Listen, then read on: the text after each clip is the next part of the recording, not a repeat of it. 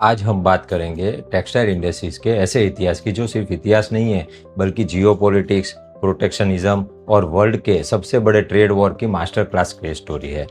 दोस्तों, आज जो अमेरिका, यूरोप, चाइना सामानों पर हैवी टैरिफ या बैन लगाते हैं तो हम समझते हैं कि मॉडर्न इकोनॉमिक वॉर है। लेकिन क्या आप जानते हैं कि 300 साल पहले सबसे बड़ा और सबसे पहला खतरनाक ट्रेड वॉर किसी वजह से लड़ा गया था? वो सिर्फ भारत के एक मामूली सूती कपड़े की वजह से लड़ा गया था, जिसने ब्रिटेन के संसद तक को डरा दिया था, वहां के रास्तों पर दंगे करवा दिए थे और अंत में पूरी दुनिया की किस्मत बदल दी।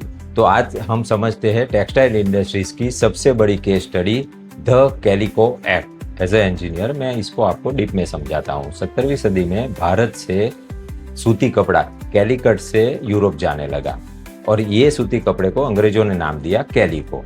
ये कपड़ा पहनने में, धोने में इतना अच्छा था कि लोगों को बहुत ज़्यादा पसंद आने लगा। भारतीय कारीगरों के द्वारा की गई नेचुरल डाइंग और ब्लॉक प्रिंटिंग इतनी अच्छी थी कि कई बार धोने पे भी कलर फीका नहीं पड़ता था। तो लोगों की पसंद और बढ़ने लगी और लोगों में कैलिको क्रेज आ गया। इसी वजह से वहाँ का वूल और रेशम बिजनेस बंद होने की कगार पर आ गया। वहाँ के व्यापारी सड़कों पर उतर आए।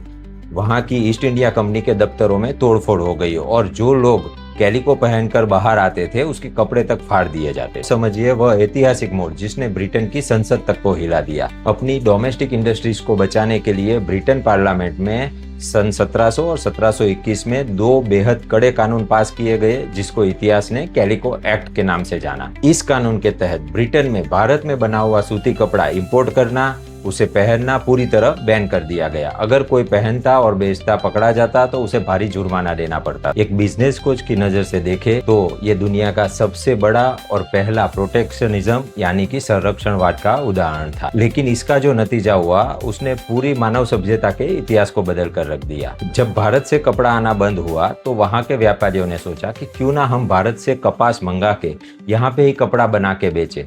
लेकिन दिक्कत ये थी कि भारतीय कारीगरों के हाथ के जो हुनर और क्वालिटी है वो वहाँ पे नहीं थी। तो इसी क्वालिटी को मैच करने के लिए और कम लागत में ज्यादा प्रोडक्शन बनाने की मजबूरी से जन्म हुआ इंडस्ट्रियल रिवॉल्यूशन का यानी कि औद्योगिक क्रांति। भारतीय कपड़े की नकल करने की चाह में जॉन के ने फ्लाइंग शटल बनाया, जेम्स हार्ग्रीव्स ने स्पिनिंग जेनी बनाई और रिचर्ड आर्कराइट ने वाटर फ्रेम का आविष्कार किया। ब्रिटेन अगर भारतीय कपड़े को बैन नहीं करता तो दुनिया को इतनी जल्दी मशीनीकरण और औद्योगिक क्रांति नहीं मिल पाती। यानी कि कोई भी रुकावट अंत नहीं है बल्कि नई क्रांति की शुरुआत है। क्या आप जानते थे कि टेक्सटाइल औद्योगिक क्रांति के पीछे भारतीय कपड़े का हाथ है? तो मुझे कमेंट में जरूर बताइए और मेरा वीडियो शेयर करना ना भूलें।